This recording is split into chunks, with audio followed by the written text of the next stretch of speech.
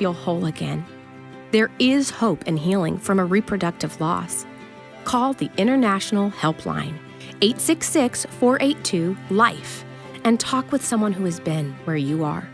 Your call is confidential, and we will help you find healing. 866-482-LIFE. Jenna Ellis in the morning on American Family Radio. I love talking about the things of God because of truth and the biblical worldview. The U.S. Constitution obligates our government to preserve and protect the rights that our founders recognize come from God, our Creator, not our government. I believe that Scripture in the Bible is very clear that God is the one that raised up each of you, and God has allowed us to be brought here to this specific moment in time. This is Jenna Ellis in the morning.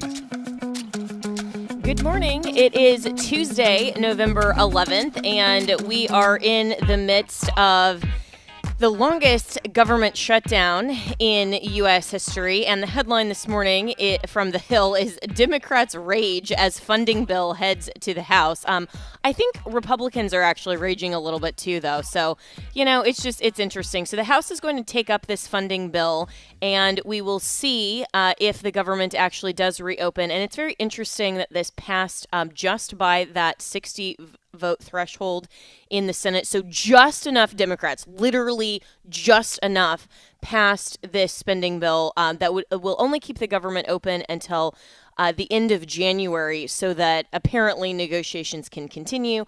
And the House is likely going to pass this. It's going to still take a couple of weeks for everything to kind of get back where it was. And there are still a lot of disruptions with American air travel. But I find it so fascinating that it's like Democrats lent just enough votes to get this passed, while their most prominent spokespersons on media and on social media are sitting here raging against it and saying, well, I'm not voting for this. And they can still continue to huff and puff and, try to blow the House down. And yet they lent just enough of their minority support to get this done. So what ultimately does this signal about negotiations? Well, let's bring on Congressman Marlin Stutzman from the great state of Indiana. And how is this going? In your opinion, is this the best move, at least for the moment? Well, good morning, Jenna. Great to be with you. And, considering everything, I think that the Democrats are realizing that they have put themselves in a very bad spot. Traveling here the past couple of days, there is a lot of flight interruptions just because air traffic controllers aren't getting paid, and so they're not at work. That they're causing disruption for the American people. There are people out there that really do count on food stamps. There's a lot of corruption around the program, but at the same time, there's people that really do need the programs. And I think that you'll see the corruption is generally going to be in those Democrat districts, and so there's a light being shown on those circumstances. As far as the bill that's coming together in a move forward, we're going to be able to address the military, of course, some of the ag spending that we've been watching very closely, and I've been one of the leaders on, reining in these programs that just are manipulating the markets.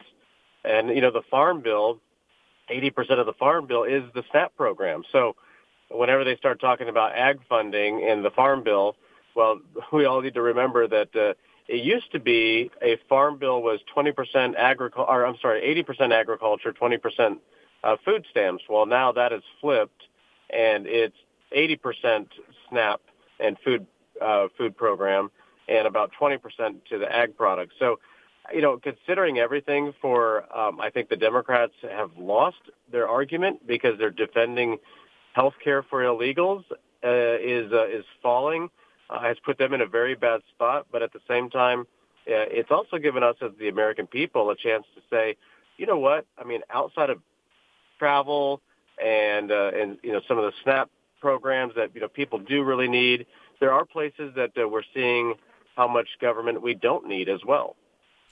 Yeah, and that's a really big one, is that, historically, at least, Republicans have said, the difference between essential versus non-essential, and there's intuitive and then there's government definitions of that. But we're kind of seeing how much funding, and especially through the whole DOGE program, really is genuinely unnecessary. That's not true, of course, for the air traffic controllers, and of course, President Trump is asking them to return anyway. But is there anything in this basically continuing resolution?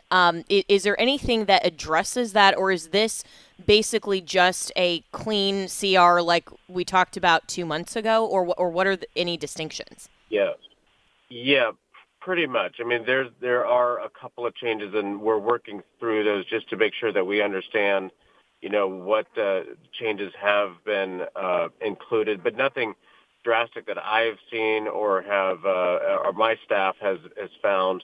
I know that Senator Rand Paul had some hesitations on the hemp policy that was affecting his state. So that's more of a policy discussion rather than funding. So I think, getting the government open back up again is important for the economy. I mean, there's SBA loan applications that are sitting on a desk in Washington, D.C. I come from Indiana, where we have a lot of medical devices where, we need a 510, on new products. There's applications and, of course, approvals that need to be done by the FDA. So those are being, those are sitting on a desk right now. But, this gets us funded through January 30th next year. So we're going to be right back at this again. It's also going to be 3 years of full funding for, as I mentioned, military construction and like our veterans, making sure our veterans are taken care of. And ag and FDA. So I think it focuses on really Republican priorities. And but I hope that we have the bigger and broader discussion. I don't know if you saw, but our friend Jody Arrington, the budget chairman for House Republicans, announced his retirement. But his mantra, I always appreciated Jody because he just simply did not let go of the fact that we have all this debt, $37 trillion of debt. And here we are still funding government at Biden-era levels simply because we can't let, Democrats just won't do anything. And some Republicans. I think this is also part of the discussion that needs to be had. And President Trump has been willing to lead it, is that, we blame the Democrats for not wanting to cut spending, but there's also some Republicans that don't want to cut spending either. And at the end of the day, $37 trillion of debt, $1 trillion in interest every year on that debt is going to hurt our country more than anything else. And so, I think this shutdown has been a good lesson for us to realize again that, a lot of Americans' lives, people's lives just continued as normal. Some hiccups here and there, as we saw with the air traffic controllers. And some loans sitting on the desk and pausing things. We need to get the government open back up, but it's also been a lesson to all of us that there's a lot of government that we're not really even noticing is there. Yeah, which should give us a lesson moving forward, I think. And so, did Democrats get their year extension on Obamacare, which was Chuck Schumer's original ask, I guess, to kind of put this in place, or what ultimately did the Democrats get out of this that caused a few of them to agree to that, to ultimately get the 60 votes? Well, there was only enough Democrats to get past the cloture vote, the filibuster rule, which we've talked about that before. And even President Trump this last week has come out and said that, that's something that should go. And I've been a long proponent of eliminating the filibuster rule. If you want to filibuster, do what Mr. Smith did when he went to Washington and he stood on the floor of the Senate and he filibustered. And you know what? Protect that. That's totally fine. But if you're going to just use this cloture rule, which was actually used, it's incredible how the rule was to protect people's ability to speak on a bill, and now it's being used to just simply stop voting on a bill. And so they're abusing the rule that was protected for speaking to just simply shut down the whole process, and now you actually shut the government down. And so if I think that's something that should be addressed. But as far as the funding for the ACA, that's going to be required. We're going to have a vote by mid-December. So there's no solution to it. There's no there's not a conclusion to it. But you know what President Trump suggested, and I think is a very good idea. If you're going to, if there's going to be this discussion about subsidizing Obamacare, let's not send that money to the insurance companies where it has been going. Let's send it straight to the people, and then they can decide what to do with those funds. If we're going to spend the money, let's send it back to the American people instead of sending it to insurance companies who I believe have been negligent and irresponsible with their own customers' money, and as far as servicing properly. We know that insurance companies are paying for transgender surgeries. I know of an instance of a $125,000 transgender surgery, and the deductible was $2,500. That is just completely insane, and is not what I believe any customer of an insurance company would believe that their premiums are going to pay for. They actually think it's going to go pay for cancer treatments, or it's going to pay for other needed services, but not transgender surgeries. So it's going to be there's going to still be a discussion about the Obamacare subsidies. And I think at the end of the day, we're going to have a discussion about Obamacare altogether, because it has been a failure for us as the American people. And I'm speaking with Congressman Marlin Stutzman, and it sounds like we could have been here 2 months ago, and if the Democrats hadn't just continued to whine and complain and extend the clock, and probably, as you had mentioned on the show previously, past the November 4th elections was really their goal. I mean, it's no surprise that then literally the next weekend, suddenly they're willing to negotiate and get to that 60 vote threshold. But it seems like we could have done this 2 months ago, because nothing else really has changed. And then moving forward, all of these negotiations will still take place. And that could have happened while the continuing resolution that Republicans proposed initially could have passed. Yeah, absolutely. And, it has happened before. Never before that I remember has either party used a CR to shut the government down. And of course, they're making it about the subsidies for the ACA for Obamacare. But my understanding is that that's only a Senate agreement, that they're even going to vote for that again by mid-December. Speaker Mike Johnson has been very strong on this and said that he's not even going to consider it.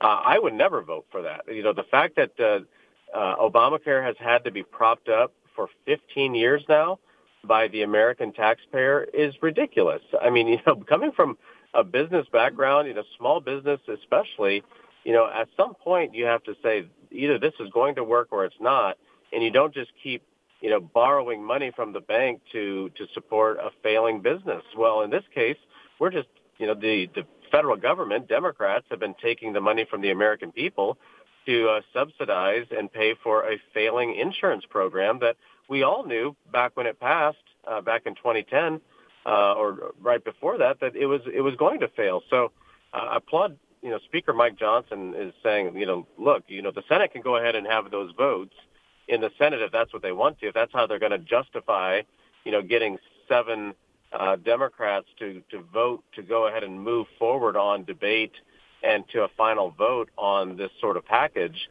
But I think that the Democrats completely lost in this situation, and who lost even more was the American people because of this ridiculousness. But at the end of the day, I hope that we all see that Democrats are willing to hurt their own people.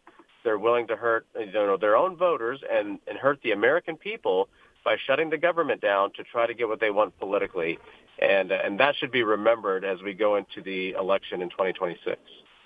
I hope that that's remembered and that Republicans use that in some of their ads.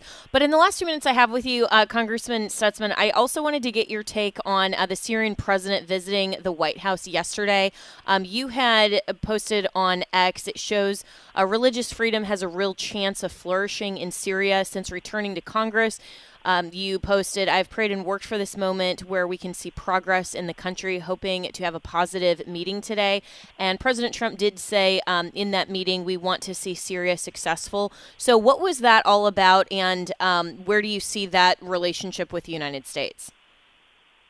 Yeah. So, again, it's actually a historic moment to have the first Syrian president visit the White House and visit American soil since the French mandate for Syria. And again, one of the reasons that I'm so interested in Syria is, Damascus is one of our Christian holy cities. Saul traveled to Damascus, and he was actually going to Damascus to get those Christians and take them back and take them to trial. And, of course, that's where Saul met Christ on the road to Damascus. And Syria is full of Christian heritage. The church at Antioch, the Christians in Syria were really the first Christian church in the world at that time. And we have so much heritage and so much history there. And it's been a terrorist sponsoring state for the last almost 50 years or more, and it's been one that hasn't been friendly to Israel. And so after meeting with this new president, al-Shara, who has a very checkered past, and one that, my opinion has always been his actions will speak louder than his words.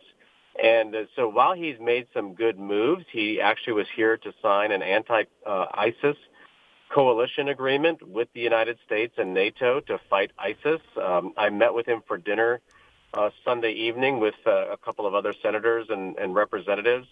And his message to us was that he has always been fighting ISIS and Assad, who was the former dictator of Syria.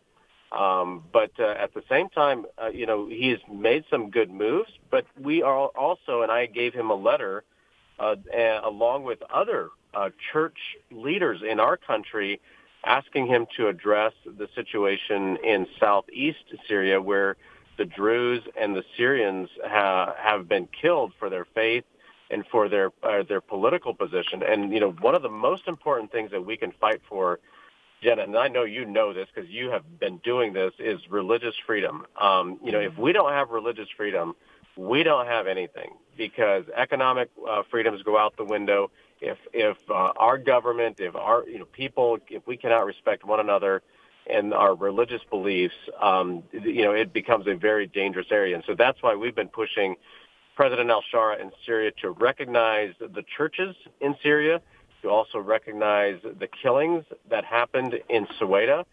We need a humanitarian aid corridor to be sure that it is safe and that ISIS or anyone else isn't intruding and stopping that aid to get to those who desperately need it.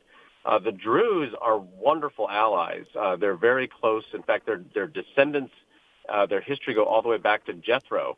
And, a good friend of ours, Matt Ferracci, and we were talking yesterday about how Jethro actually gave Moses, and we got to give David Barton the credit for this, but Jethro gave Moses the instructions of how to set up, the groups and the judges and how to govern the Israeli people when Moses was the leader. And so, there's credit to go to the Druze and all the way back to Jethro for our system of government here in the United States. And so it's fascinating history.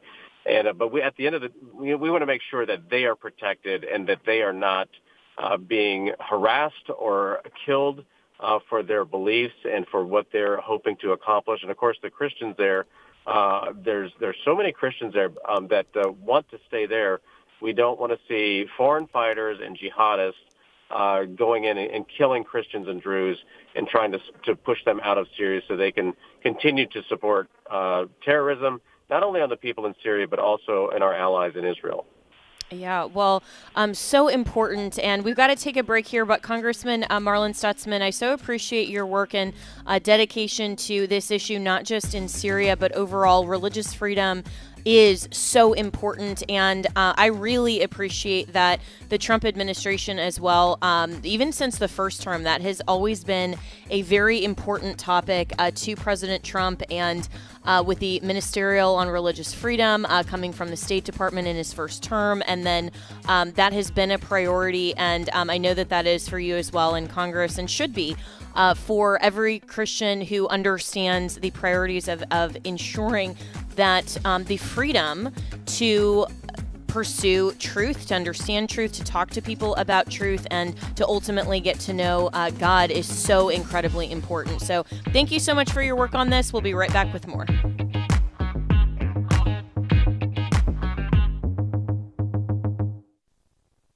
What if healthcare could be more than bills and bureaucracy? What if it could reflect faith, foster community, and offer spiritual support? At Redeem Health Share Ministry, the mission goes beyond medical bills. It's about honoring Christ and embracing healthcare that aligns with Christian values. Redeem members share medical expenses through monthly contributions, supporting one another in a Christ-centered community. It's not insurance, it's believers helping believers through financial support and prayer. And Redeem Health Share provides freedom for members to select the doctors, hospitals, and treatments that are right for them. No networks, no restrictions, just faith-driven care. From everyday checkups to unexpected medical emergencies, Redeem offers flexible programs and encouragement rooted in Scripture. Because your healthcare should reflect your faith, not compromise it. More at redeemhealthshare.org. The following is not an actor, but a real-life story from Trinity Debt Management. My debt problem started probably about 2016. I needed my life to change financially. I called Trinity and I ended up joining based on high credit card bills and high interest rate. And my counselor at Trinity has been great, and Trinity has been helping me to get on the right path of paying off these credit card bills, bringing down the interest rate. They have consolidated my bills into one low monthly payment. And now I am finally getting out of credit card debt. So I just want to say thank you, Trinity, for showing me a better and greater path. If you're in debt and you need help, call Trinity at 1-800-788-1813. My name is Sharon, and soon I will be debt-free for keeps. 1-800-788-1813. Hello, Americans. I'm Todd Starnes. Stand by for news and commentary next. An annual Washington, D.C. conference promoting student journalism is being called out for showing bias against two conservative reporters. MediaFest 2025 is the nation's largest media convention for professional journalists and students. Keynote speakers include reporters from left-leaning publications like The Washington Post and Axios. Well, two writers in particular, the Daily Wire White House correspondent Mary Margaret Olahan and the Daily Signal podcast host Virginia Allen, were removed from the festival's agenda after a college advisor complained. Stephen Sandberg from Oregon State University said that Olahan and Allen were guilty of far-right anti-gay language in their news coverage. Would it surprise you Sandberg is one of those guys who list his preferred pronouns? It's really sad many of our nation's journalism schools are turning out far-left activists instead of fair and balanced reporters. No doubt that's because professors are raising up an army of propagandists. I'm Todd Starnes. Welcome back to Jenna Ellis in the Morning on American Family Radio. Welcome back. Well, yesterday the Supreme Court rejected an effort to overturn the Obergefell same-sex marriage ruling from 2015. So the court denied to take up an appeal filed by Kim Davis, who is a former county clerk in Kentucky who was sued after refusing to issue a marriage license to a homosexual couple. And you will recall that whole controversy back in 2015. So of course, the liberals on the left, and even some obviously contradictory, which is a contradiction in terms, liberal Christian, but those who call themselves Christians but clearly don't act like it, some are celebrating this as a win for marriage equality and suggesting, as John Fetterman did, that Senator John Fetterman, that this is part of the American way of life. Well, we have had same-sex marriage for the last 5 minutes in the United States. Throughout world history and human history, this is something that is unfortunately part of a post-liberal, progressive, ridiculous, I wouldn't say advancement into, or maybe it's more of a descending into some progressive mentalities that ultimately are not actually part of any law and tradition Certainly not that we've had in this country, but somehow the left always thinks that just because an outcome that they prefer is now on the books, that means it's rooted in history and tradition, and it's the law of the land, and there's no way it can ever be overturned. And we saw that that wasn't true with Roe versus Wade. We've seen that that's not been true for other bad precedents. And while a lot of Christians, myself included, were hopeful that this case would be a catalyst toward hopefully overturning Obergefell. My opinion is that probably the Supreme Court knew that it didn't yet have the votes to overturn this, so there wasn't really a reason to hear it and bring it back up. But I'm hopeful that this is the beginning point where Christians are at least still willing to say, hey, this is a bad precedent. For not just the reasons of, of course, that we can't as a government redefine marriage, of course, that is just between one man and one woman, but also that the federal government has no jurisdiction over marriage to begin with. And so this was, regardless of whether or not you're an advocate for so-called same-sex marriage, this is not something that should be on the federal level anyway, and the court can and should overturn Obergefell just on that basis. So maybe, just maybe, we'll get to this in the next couple of years. We'll see. But let's welcome in Gerard Folletti, who is senior counsel for the Lawfare Project. And Gerard, good morning. And what did you make of the denial of the cert petition here? Do you kind of agree with that assessment that the conservative justices knew that they just didn't have the votes yet? If anyone, I mean, we don't know if anyone is for overturning it. Certainly, Chief Justice Roberts wrote a very well-written dissent in 2015, and hopefully he still shares that opinion. But what is your assessment overall? It was interesting that none of the justices actually filed any sort of not that they have to, but filed a dissent or any sort of suggestion that they would have taken the case to consider. So I think that you are right. I don't think that they have the votes to overturn Obergefell yet. And the issue ultimately is that this case was probably not the best vehicle to challenge the right to gay marriage. I think the issue is that the Supreme Court didn't want to do this on a First Amendment basis, but is actually looking for a different kind of case. For example, if a state legislature were to pass a law prohibiting gay marriage, that would be a better vehicle to reach the Supreme Court for an ultimate decision.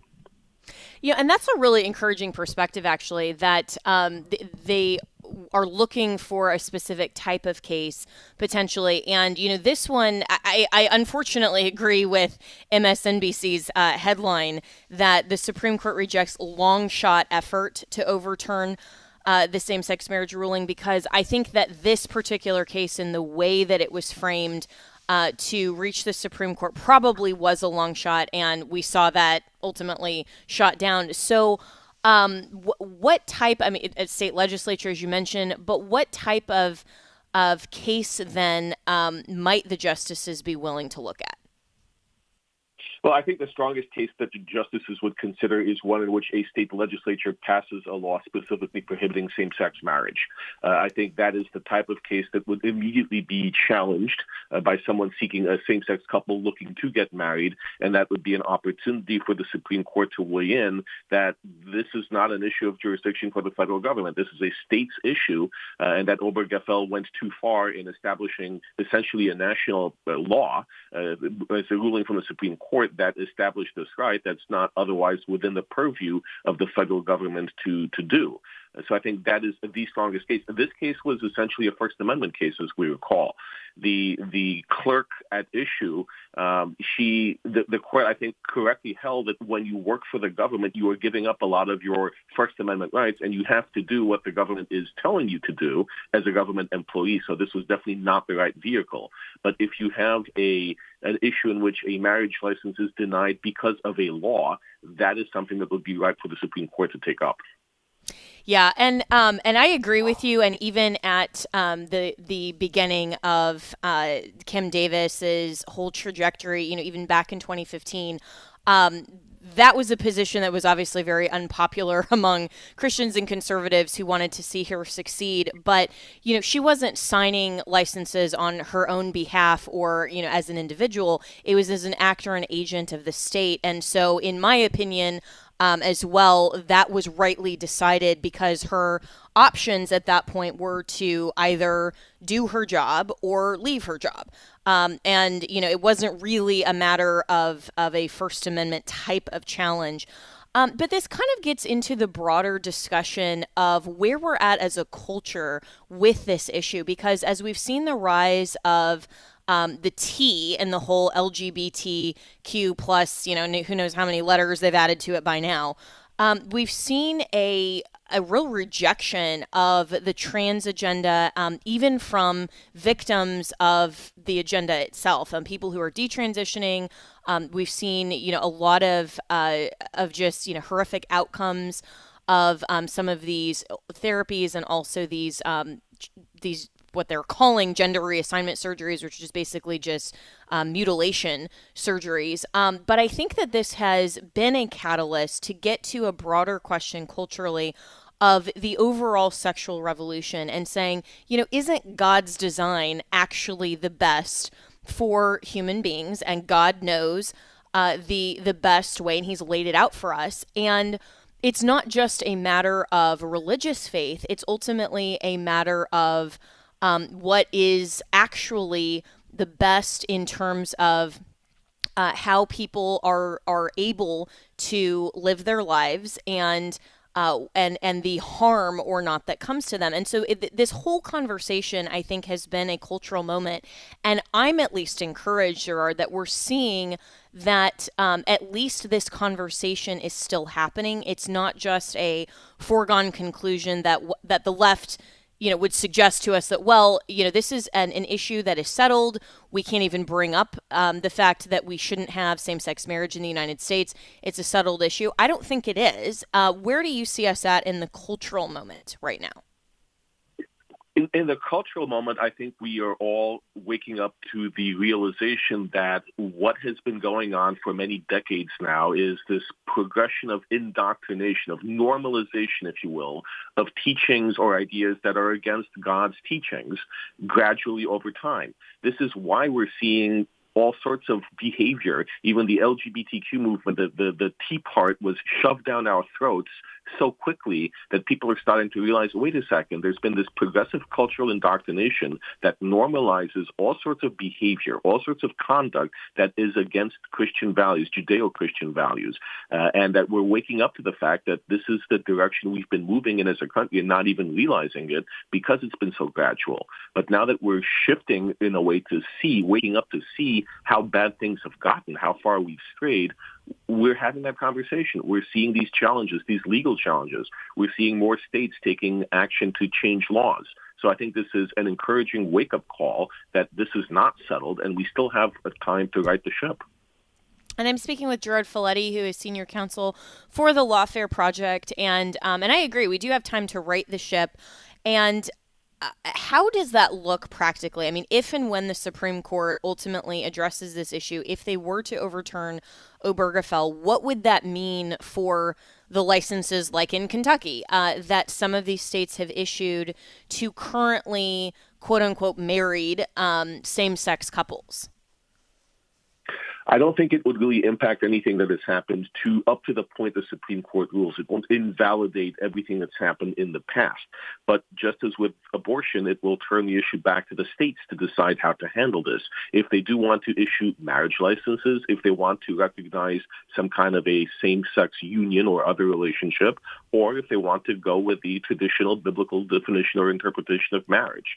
I think everything that has happened to date will remain in place, but it will become an issue for the states to decide, and the will of the voters of those states through their elected representatives, what stance they want to take on this issue. So you will see states like California where gay marriage or same-sex marriage will be normalized and celebrated. You'll see other states, presumably like South Carolina, where it won't be. So that's what we can expect if the Supreme Court weighs in.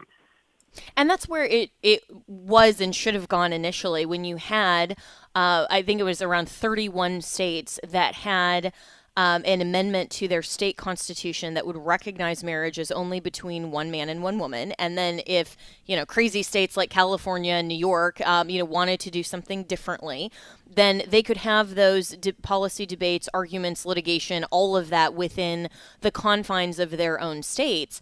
And it should have never been a federal issue to begin with. And I think that was the brilliance overall of Chief Roberts' dissent in Obergefell initially. And I rarely use brilliance and Chief Justice Roberts in the same sentence. So, this is an anomaly. But really, his dissent, I thought, was so well written because he highlighted that point that some things, even if there are a conflict of laws or differences among the states, that doesn't necessarily mean it reaches federal jurisdiction and the Supreme Court has to decide for the entire country. We do have 50 different laboratories of democracy, and we can have some differences and debates among the states that look different between the states.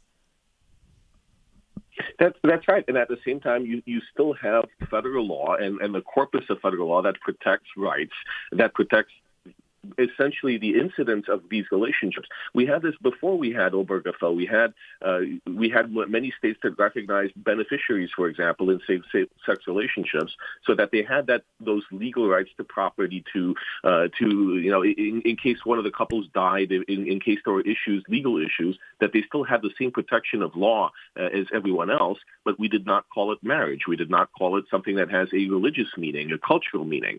So I think that the brilliance of Robert's dissent is that he did recognize that you can still have protection under the law without making it a federal issue, which it should never have been in the first place.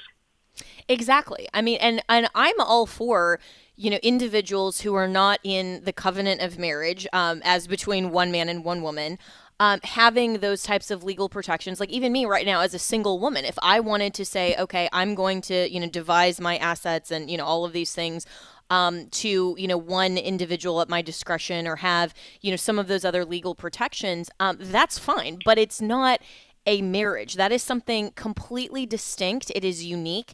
The definition is not debatable as we've suggested in this country.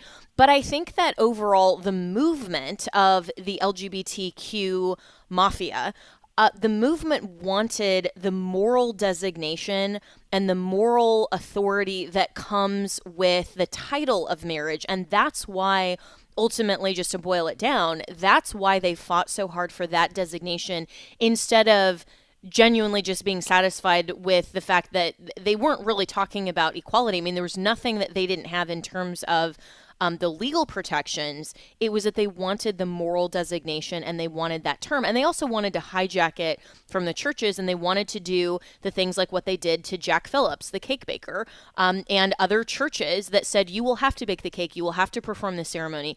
They wanted to force Christians and people who disagreed with their lifestyle to have to affirm them and have to say, we acknowledge that you are the same as a heterosexual married couple. And rightly, I think at least the Supreme Court got those issues correct. I think it absolutely did. And in a way, when you look at society, what better way to destroy the teachings of God than to pervert them and change their meaning and have the public start to recognize them? And that's how you stray away from the teachings. That's how you stray away from morality. And that's how you reinforce it through the law, by having these challenges like Obergefell that changed the legal definition of something that is essentially a religious and a moral concept. And to date, courts have gotten it right in general. There is this understanding by judges that there is a difference between the moral and the legal at times, that what comes from man-made law can be different from what comes from religious teachings. And when you mix the two, that's not a role for government to have. Government is supposed to stay out of religion. That's the very essence of the First Amendment.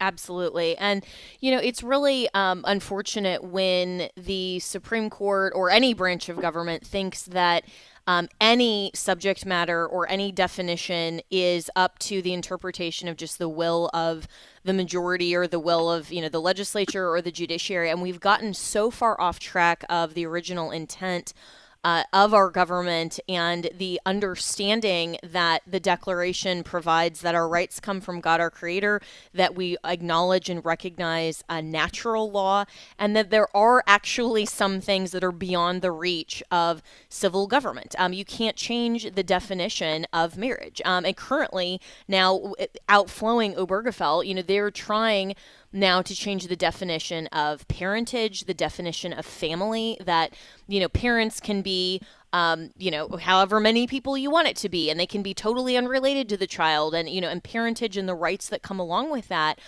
Part of the consequence of Obergefell has been, a lot of these familial definitions trying to be reinvented. And hopefully the judiciary will have the common sense enough to see the impact on children especially, and will at least forestall it from going further down the rabbit hole before hopefully we can right the ship, as you point out, Gerard, with Obergefell. So just in the short term, how long do you think it might be until we see another attempt and a challenge at Obergefell?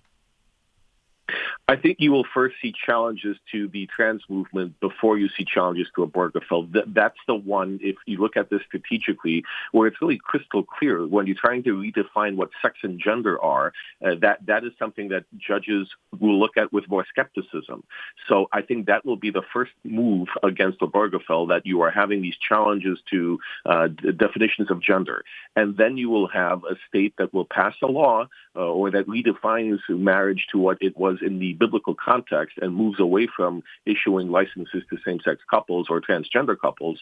And that, I think, is what opens the door to the Supreme Court to review.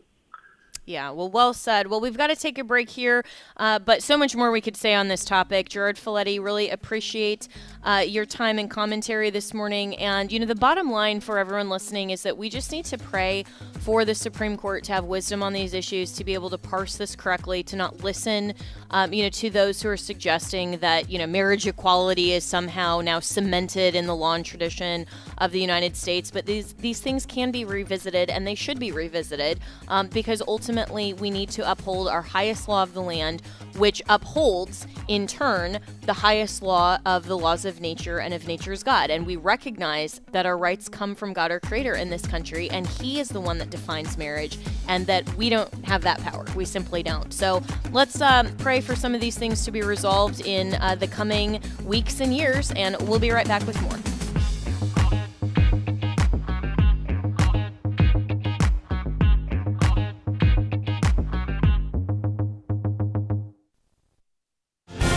When you've wandered from God, the journey home is possible.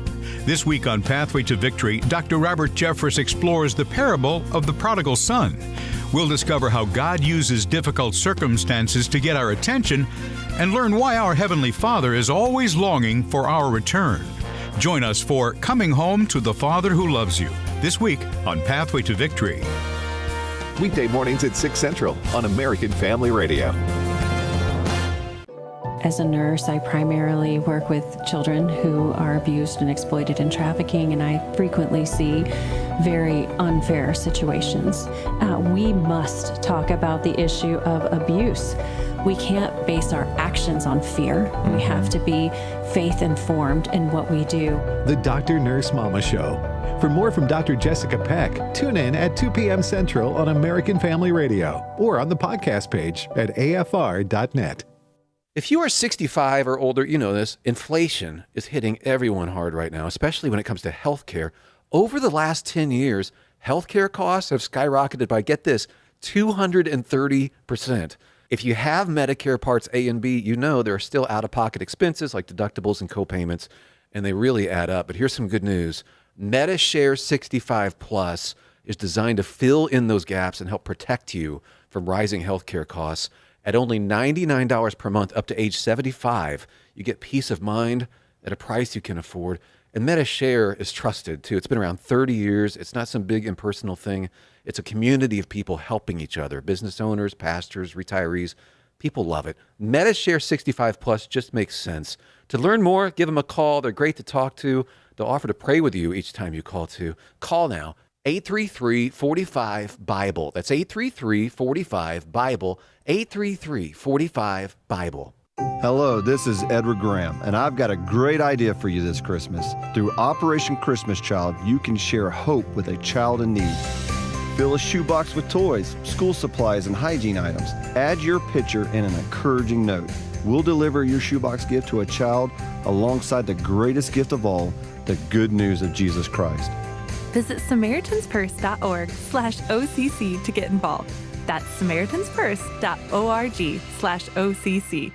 You can be part of sharing the love of Jesus with children in need around the world. Operation Christmas Child is collecting gift-filled shoeboxes during National Collection Week, November 17th through the 24th. Make your shoebox gift fun, full, and personalized by filling it with toys, school supplies, and personal care items. Then bring your packed shoebox to a drop-off location. Children will hear the gospel alongside your gift and be invited to join a discipleship program. Visit SamaritansPurse.org/OCC to learn more.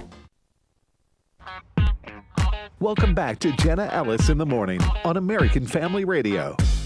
Welcome back. And, as we're talking about all of this with the Obergefell case and where we're at in sort of a post-truth society framework and how we understand the laws in this country, we were talking about religious freedom in the first segment, and then and the right for everyone to understand what they believe and pursue that question of what is truth and who is God, how do we know that God is there, answer all of those questions for ourselves and be convinced, obviously, in our own mind. And every country should provide for religious freedom.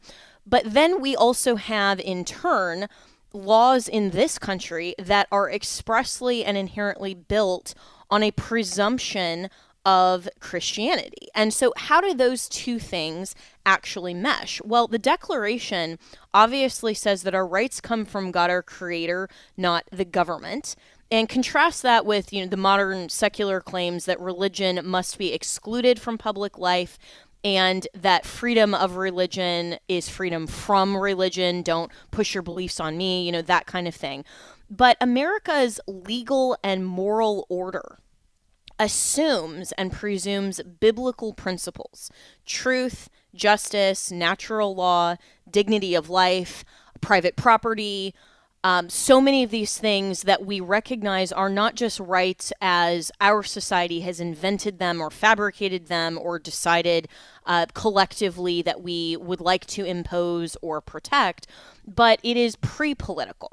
And so America is very unique in the sense that our law requires a recognition of a transcendent moral authority. And part of that then becomes the necessity and the requirement of religious freedom for the individual. That's not actually a conflict between the laws presuming the foundational truths of Christian principles that are founded on a Judeo-Christian ethic, but then also recognizing that some people individually may reject Christianity in terms of their personal beliefs, in terms of their personal their personal religious exercise. They may not choose to go to church. They may not choose to acknowledge God. They may not have a saving knowledge of Christ our Lord. That's the whole point of evangelism and why the church needs to be the fulcrum and the center point of society.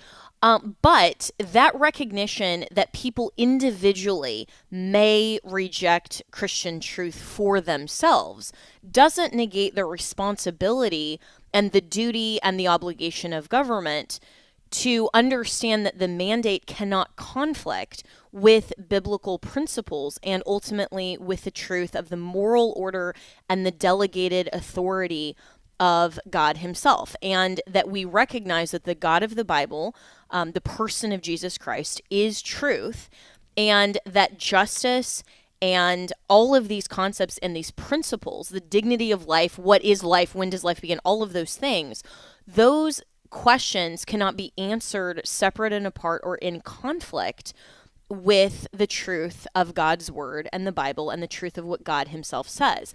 And so it's become this, very interesting contrast in modern American society where Christians almost feel like we can't advocate for a biblical worldview framework because we have such a post-truth and multicultural society, and we have, kind of this secularized mentality that if we bring quote unquote religion into the public square or into our law and moral order process, then somehow we're violating this really myth of a notion of a separation of church and state. And this is where the whole same-sex marriage debate is at, the whole abortion debate. I mean, all of the social issues, the things that are trying intentionally to violate the laws of nature and of nature's God, or even things like what Zoran Mandami is trying to do or will be trying to do in New York with communism, this attempt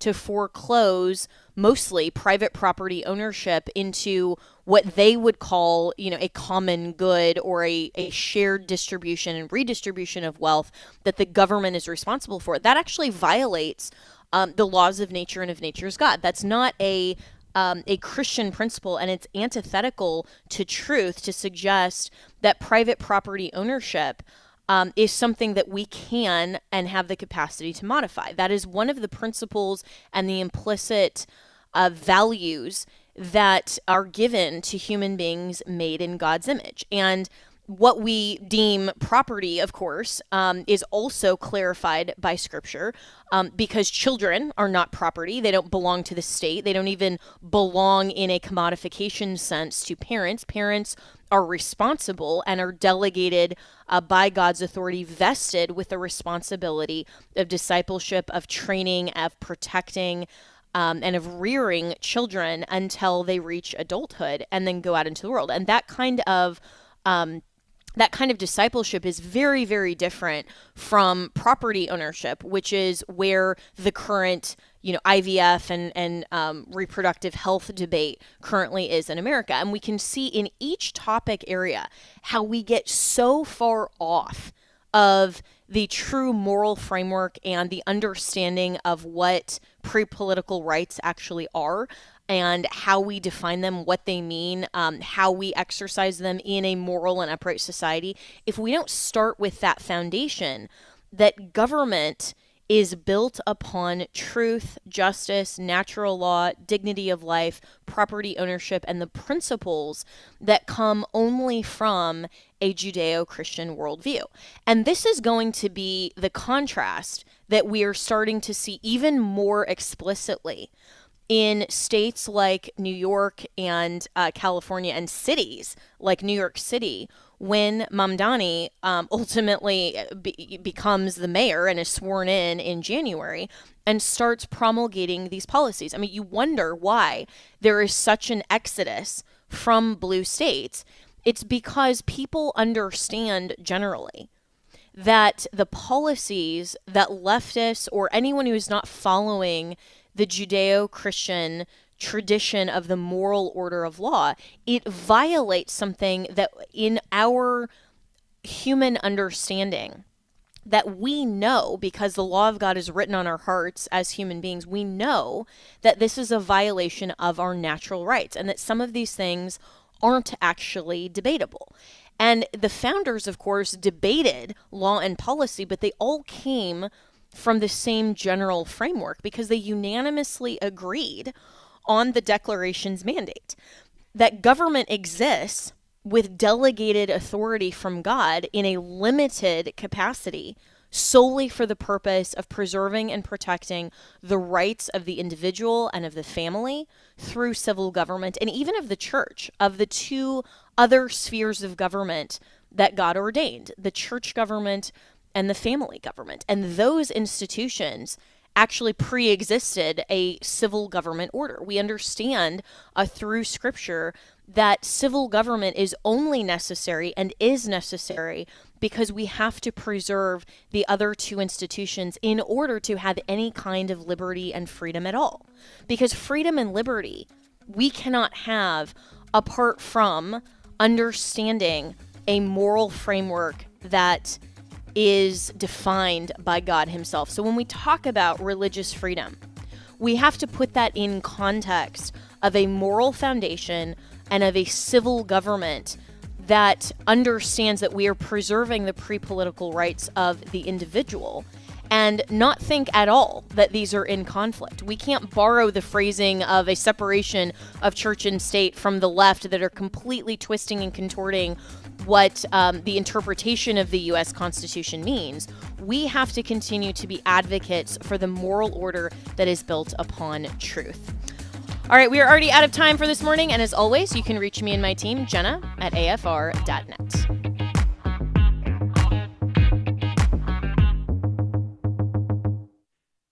The views and opinions expressed in this broadcast may not necessarily reflect those of the American Family Association or American Family Radio. Faith, family, freedom. American Family Radio. It's been proven again and again and again. Bert Harper. The verification of the dates, the verification